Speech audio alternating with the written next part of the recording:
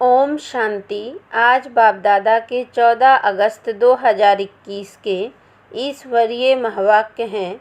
मीठे बच्चे, तुम ड्रामा के गुप्त राज को जानते हो कि यह संगम युग ही चढ़ती कला का युग है। सतयुग से लेकर कलाएं कम होती जाती हैं। प्रश्न, सबसे उत्तम सेवा कौन सी है और वह सेवा कौन करता है?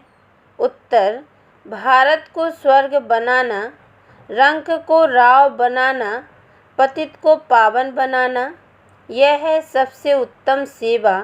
ऐसी सेवा एक बाप के सिवाय और कोई भी नहीं कर सकता। बाप ने ऐसी महान सेवा की है, तब तो बच्चे उनकी इज्जत करते हैं। सबसे पहले सोमनाथ का मंदिर बनाकर उनकी पूजा करते हैं। गीत, आखिर वह दिन आया आज। ओम शांति। मीठे मीठे रूहानी बच्चों ने यह गीत सुना। जैसे आत्मा गुप्त है और शरीर प्रत्यक्ष है। आत्माएं आँखों से देखने में नहीं आती है, इनकॉग्निटो है जरूर, परंतु इस शरीर से ढकी हुई है। इसलिए कहा जाता है आत्मा गुप्त है। आत्मा खुद कहती है मैं निराकार हूँ, यहाँ साकार में आकर गुप्त बनी हूँ। आत्माओं की निराकारी दुनिया है, वहाँ तो गुप्त की बात नहीं। परम पिता परमात्मा भी वहाँ रहते हैं। उनको कहा जाता है सुप्रीम, ऊंच ते ऊंच आत्मा, परे ते परे रहने वाला है परम पिता परमात्मा। बाप कहते हैं जैसे तुम गुप्त हो, मुझे भी गुप्त आना पड़े। मैं गर्भ जेल में नहीं आता हूँ। मेरा नाम एक ही शिव चला आता है। मैं इसमें आता हूँ तो मेरा नाम नहीं बदलता। इनकी आत्मा का जो शरीर है उनका नाम बदलता है। मुझे तो शिव ही कहते हैं, सभी आत्माओं का बाप। तो तुम आत्माएं इस शरीर में गुप्त हो, इस शरीर द्वारा कर्म करती हो। मैं भी गुप्त हूँ। तुम बच्चों को यह ज्ञान अब मिल रहा है कि मैं आत्मा इस शरीर से ढकी हुई हूँ। आत्मा है इनकॉग्निटो, शरीर है कॉग्निटो। मैं भी अशरीरी हूँ। बाप इनकॉग्निटो इस शरीर द्वारा सुनाते हैं। तुम भी इनकॉग्निटो हो, शरीर द्वारा सुनते हो। तुम जानते हो बाबा आया हुआ है। बाप आते हैं भारत को फिर से गरीब से साहूकार बनाने। तुम कहेंगे हमारा भारत गरीब है, सब जानते हैं, परंतु उनको कोई पता ही नहीं कि हमारा भारत साहूकार कब था, कैसे था। तुम बच्चों को बहुत नशा है। हमारा भारत तो बहुत साहूकार था, दुख की बात नहीं थी। सतयुग में दूसरा कोई धर्म नहीं था, एक ही देवी देवता धर्म था। यह किसको पता नहीं। यह जो वर्ल्ड की हिस्ट्री ज्योग्राफी है, यह कोई नहीं जानते हैं। अभी तुम अच्छी रीति समझते हो। हमारा भारत बहुत साहूकार था, अभी बहुत गरीब है। अब फिर बाप आए हैं साहूकार बनाने। भारत सतयुग में बहुत साहूकार था, जबकि देवी देवताओं का राज्य था। फिर राज्य कहाँ चला गया, यह कोई नहीं जानते हैं। ऋषि मुनि आदि भी कहते हम रचता और रचना को नहीं जानते हैं। बाप कहते हैं सतयुग में इन देवी देवताओं को रचता रचना का ज्ञान नहीं था। आदि मध्य अंत को नहीं जानते। अगर उनको यह ज्ञान हो कि हम सीढ़ी उतरते रसातल में जाएंगे तो बादशाही का सुख भी ना रहे, चिंता लग जाए। अभी तुमको चिंता लगी हुई है कि हम तमो प्रधान से सतो प्रधान कैसे बने। हम आत्माएं जो निराकारी दुनिया में रहती थी, वहाँ से फिर कैसे सुखधाम में आईं, यह भी ज्ञान है। हम अभी चढ़ती कला में हैं। यह 84 जन्मों की सीढ़ी है। इसके बीच में क्या होता है यह भी तुम जानते हो। सतयुग में सब तो नहीं आएंगे। ड्रामा अनुसार हर एक एक्टर नंबरवार अपने अपने समय पर आकर पाठ बजाएंगे। अभी तुम बच्चे जानते हो गरीब निवाज किसको कहा जाता है दुनिया नहीं जानती। गीत में भी सुना आखिर वह दिन आया आज। यह सब है भक्ति। भगवान कब आकर हम भक्तों को इस भक्ति मार्ग से छुड़ाए सदगति में ले जाते हैं, यह भी समझा है। राम राज्य रावण राज्य किस चीज़ का नाम है, यह भी कोई मनुष्य नहीं जानते। अभी तुम बच्चे समझते हो। बाबा फिर से आ गया है इस शरीर में। शिव जयंती भी मनाते हैं तो शिव जरूर आते हैं, ऐसे भी नहीं कहते मैं कृष्ण के तन में आता हूँ। नहीं, बाप कहते हैं कृष्ण की आत्मा ने 84 जन्म लिए हैं। जो पहले नंबर में था वह अब अंत में है तत्वम। मैं तो आता ही हूँ साधारण तन में। तुमको आकर बतलाता हूँ तुम कैसे 84 जन्म भोगते हो। इस समय देवता धर्म का तो एक भी अपने को समझते नहीं हैं, क्योंकि सत्युग को बहुत दूर ले गए हैं। कल्प की आयु लाखों वर्ष लिख दी है। वास्तव में ड्रामा की हिस्ट्री तो बहुत छोटी है। इसमें कोई धर्म की 500 वर्ष की, कोई की 2500 वर्ष की हिस्ट्री है। तुम्हारी हिस्ट्री है 5000 वर्ष की। देवता धर्म वाले ही स्वर्ग में आएंगे और धर्म तो आते ही बाद में हैं। देवता धर्म वाले ही और धर्मों में कन्वर्ट हो गए हैं। ड्रामा अनुसार फिर भी ऐसे ही कन्वर्ट हो जाएंगे, फिर अपने अपने धर्म में लौट कर आएंगे। बाप समझाते हैं बच्चे तुम तो विश्व के मालिक थे, तुम अभी समझते हो। बाबा स्वर्ग की स्थापना करने वाला है तो हम क्यों नहीं स्वर्ग में होंगे। बाप से हम वर्षा जरूर लेंगे, तो इससे सिद्ध होता है कि यह हमारे धर्म का है।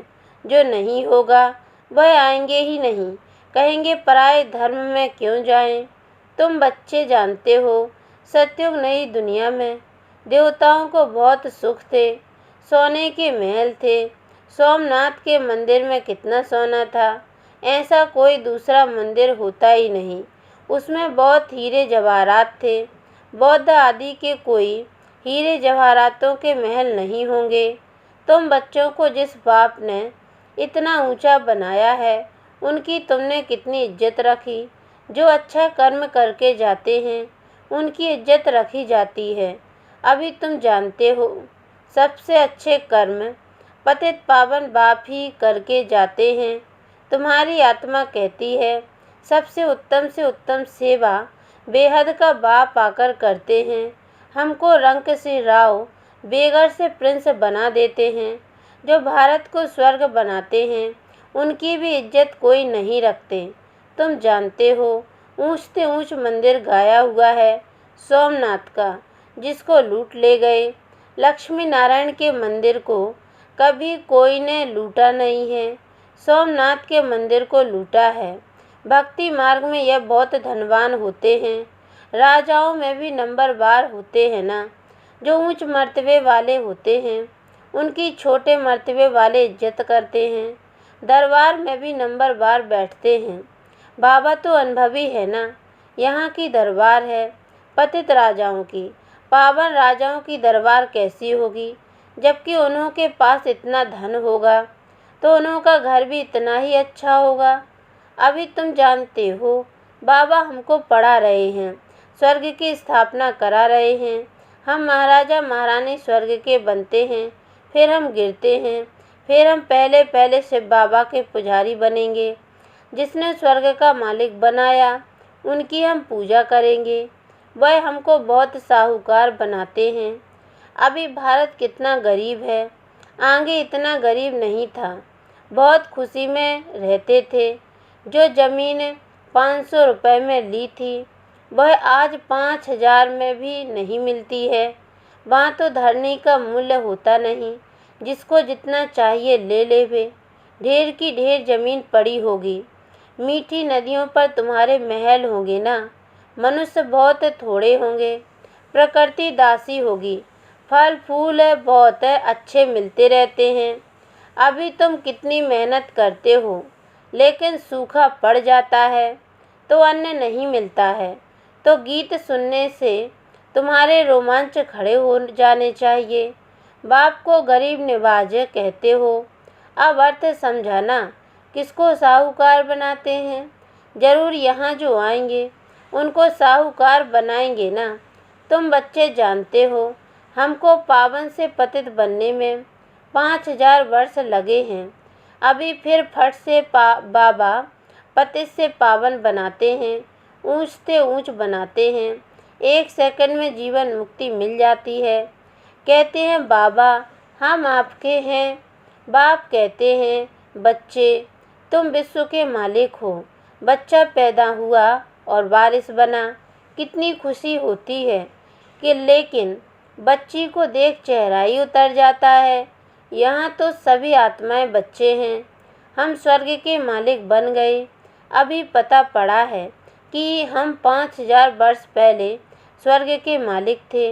बाबा ने ऐसा बनाया था। शिव जयंती भी मनाते हैं, परंतु ये नहीं जानते कि वह कब आया था। लक्ष्मी नारायण का राज्य कब था, कुछ नहीं जानते। वास्तव में भारत की आबादी सबसे बड़ी होनी चाहिए। भारत की ज़मीन भी सबसे बड़ी होनी चाहिए। लाखों वर्ष हो फिर तो बहुत ज़मीन चाहिए। सारी दुनिया की भी ज़मीन पूरी ना हो। लाखों वर्ष में कितने मनुष्य पैदा हो जाते, अनगिनत मनुष्य हो जाएं। इतने तो है नहीं। ये सब बातें बाप बैठ समझाते हैं। मनुष्य सुनते हैं तो कहते हैं यह बातें तो कब नहीं सुनी, ना कोई शास्त्रों से पढ़ी। यह तो वंडरफुल बातें हैं। अभी तुम बच्चों की बुद्धि में सारे चक्र की नॉलेज है। यह बहुत जन्मों के अंत में अब पतित आत्मा है। जो सतो प्रधान था सो अब तमो प्रधान है, फिर सतो प्रधान बनना है। तुम आत्माओं को अब शिक्षा मिल रही है। आत्मा शरीर द्वारा सुनती है तो शरीर झूलता है, क्योंकि आत्मा सुनती है ना।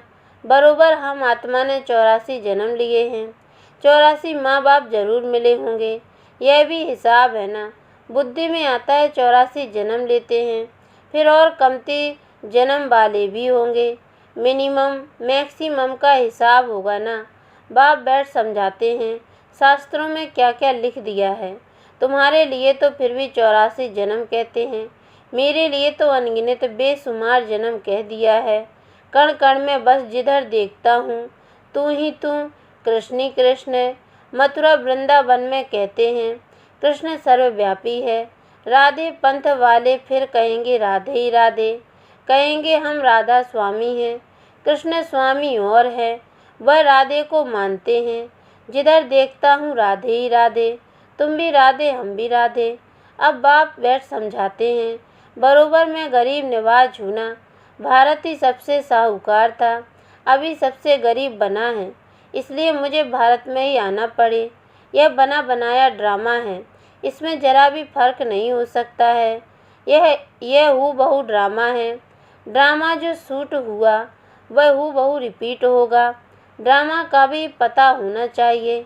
ड्रामा माना ड्रामा, वह होता है हद का ड्रामा। यह है बेहद का ड्रामा।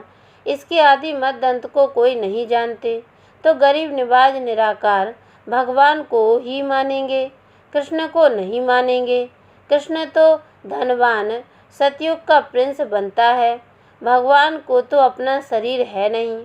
वह आकर तुम बच्चों को धनवान बनाते हैं, तुमको राजयोग की शिक्षा देते हैं।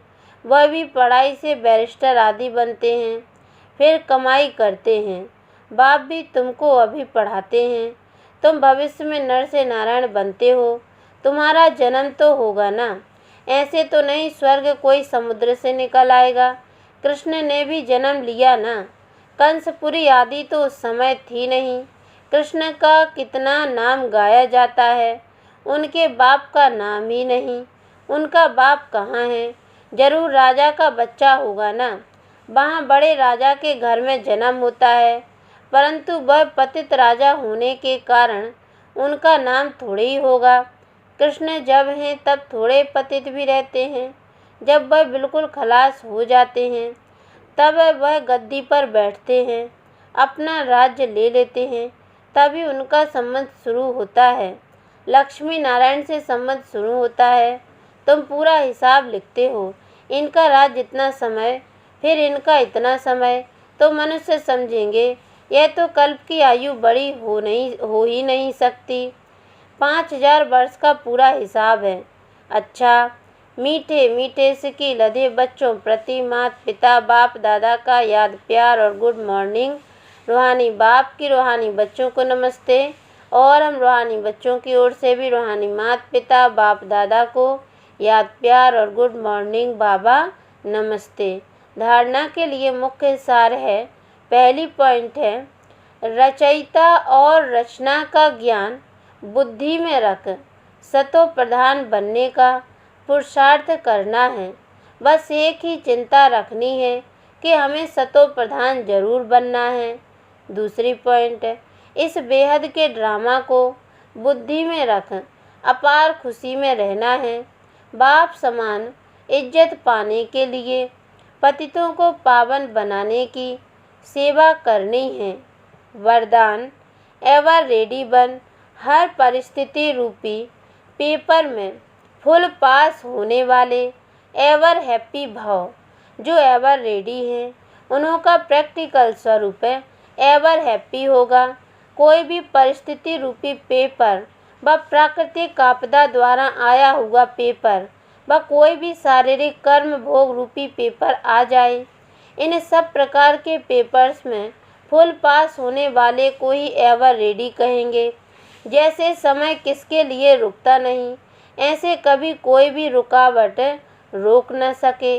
माया के सूक्ष्म व स्थूल विघ्न 1 सेकंड में समाप्त हो जाएं, तब एवर हैप्पी रह सकेंगे। स्लोगन, समय पर सर्व शक्तियों को कार्य में लगाना, अर्थात मास्टर सर्वशक्तिमान बनना। ओम शांति।